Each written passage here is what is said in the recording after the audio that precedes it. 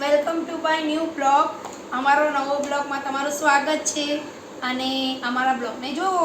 અને અમે લોકો આજે જો વેફર બનાવવા બેસી ગયા છીએ। બટેકા છોલી દીધા છે અને બધા પાણીમાં ડુબોળીને મસ્ત ક્લીન કરી દીધા છે, પહેલાં ધોઈ દીધા હતા અને હવે વેફર પાડવા બેસી ગયા છીએ અને કાલે બાફવાના છે સવારે મોર્નિંગમાં। તો તમે પણ વેફર બનાવતા હોય તો અમને કહેજો તમે કેવી રીતે બનાવો છો। તો ગાઈસ અમે લોકો આજે વેફર પાડવાના છીએ, તો અમે લોકોએ વેફરની તૈયારી શરૂ કરી દીધી છે। અમે લોકોએ વેફરને હવે બાફવા મૂકી દીધી છે, જોઈ લો। અમે વેફરને બાફવા મૂકી દીધી છે અને મસ્ત ગેસની પ્રોબ્લેમ છે છતાંય વેફર બાફવા મૂકી દીધી છે અને વેફર બફાય છે અને અમારી પાડવાની શરૂઆત થઈ ગઈ છે।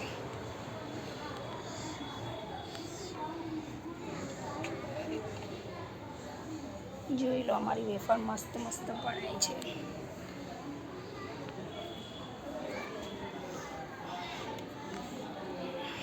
જો દેખાય છે અમારા સ્મિતભાઈ વેફર પાડવા બેસી ગયા છે મસ્ત ના। જો કેવા રમતરોડિયા કરીને વેફર બનાવે છે। બાકી કહેવાય કે મેં મદદ કરું છું પણ બાકી રમતરોડિયામાં કામ થઈ જાય। હા હા હા, જો કામ કરાવે એટલે કે આઈસ્ક્રીમ ખાવાનું। ભલે ને ઉધરસ આવે ખા હા હા જોઈ લો ગાઈસ, આટલી ઉધરસ થઈ છે। જો વેફર મસ્ત પડાય છે, મસ્ત ગોઠવાઈ જાય છે। અમારા માહી બેન ગોઠવે છે મસ્ત રીતે। તો પછી વેફરનું આપણે સ્ટાર્ટિંગ કરી દીધું છે। અમે બધી જગ્યાએ ખાટલા પાથરી દીધા છે, જોઈ લો। મસ્ત લાંબા લાંબા ગેલેરીમાં ખાટલા પાથરી દીધા છે અને વેફર ચાલુ કરી દીધી છે અને ગેસની બહુ જ શોર્ટેજ છે છતાંય હવે કાલે અમે લોકો જ્યારે કર્યું ત્યારે અમને યાદ નહોતું કે ગેસની પ્રોબ્લેમ છે। આ તો પછી કરી દીધા પછી ખબર પડી કે ગેસ તો સારું લોચા છે સિલિન્ડરના, પણ હવે કરી દીધા પછી શું, તો કંઈ વાંધો નહીં। ચલો, અમારે તો હવે ગેસનો આટલો બધો ભાવ વધી ગયો છે, કંઈક તો કરજો ગાઈસ। જે પણ આ જોવે તો વિચારજો। અને બીજું કે તમે પણ તમારા ઘરે કેવી રીતે વેફર પાડો છો એ બધું અમને કોમેન્ટમાં લખજો। અને હવે સુકાઈ જાય, કમ્પ્લીટ થઈ જાય પછી પાછી તમને બતાવીશ। તો આજે જો અમે લોકોએ વેફર બહાર સૂકવી હતી તડકામાં, તો અમને એમ કે સરસ તડકામાં મસ્તની તપી જશે, ખાખરા જેવી થઈ જશે, સાંજે ઉઠીને લઈશું તો આ તો કાલે વાવાઝોડું આવ્યું તો એના લીધે અત્યારે વાદળા કર્યા છે, તો વરસાદના લીધે અમને તો ટેન્શન કે વરસાદ આવશે તેના લીધે અમે પાછી અંદર લાવ્યા વેફર અને એમાં તો ડબલ મહેનત થઈ।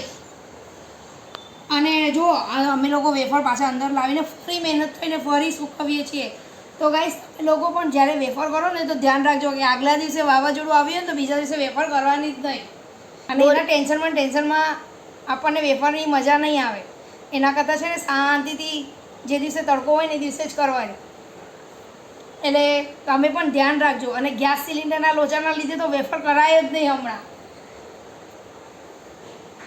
તો ગાઈસ ફાઇનલી આપણી વેફર એકદમ કમ્પ્લીટ તૈયાર થઈ ગઈ છે।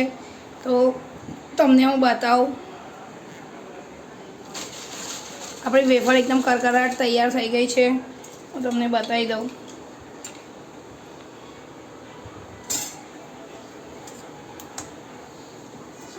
આપણે વેફર જે કરી હતી એને 4-5 દિવસ સુધી તડકે તપાડી અને પછી હવે આપણે તળીએ છીએ। તો જુઓ ગાઈસ, તો સારી તળાઈ છે વ્યવસ્થિત। અને આવી રીતે અમે વેફર કરી હતી। તો તમે પણ કેવી રીતે કરતા હોય અને તમારી રીત કંઈ અલગ હોય તો અમને જણાવજો કમેન્ટમાં। બીજું તો